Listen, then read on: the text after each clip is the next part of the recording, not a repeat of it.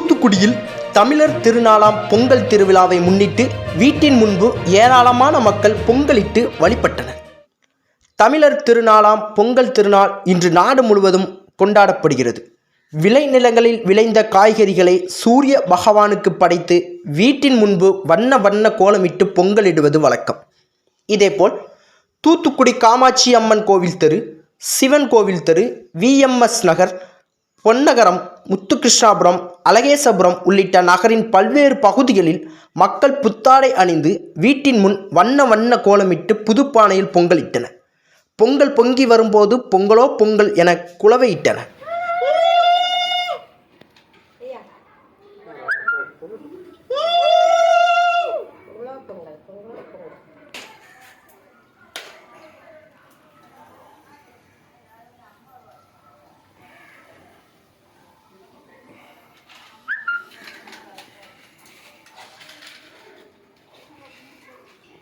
இதனைத் தொடர்ந்து கொரோனா தொற்று காரணமாக வழிபாட்டு தலங்கள் மூடப்பட்ட காரணத்தால் பொதுமக்கள் வீட்டிலேயே சுவாமி தரிசனம் செய்தனர்.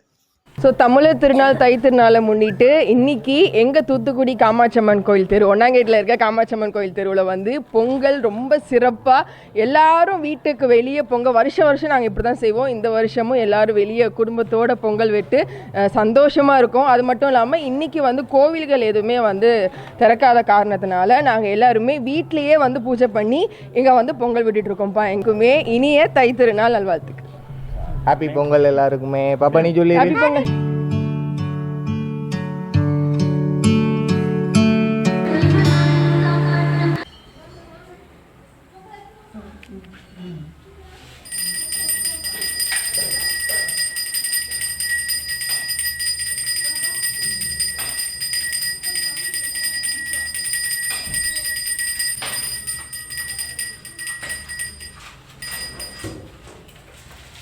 ரைட் இருந்தால் வழிபறக்கும் கேமராவில் எல்லாம் ரைட் இருந்தால் வழிபறக்கு சொன்னாங்களே சொல்லு அவங்க சொல்லுங்க.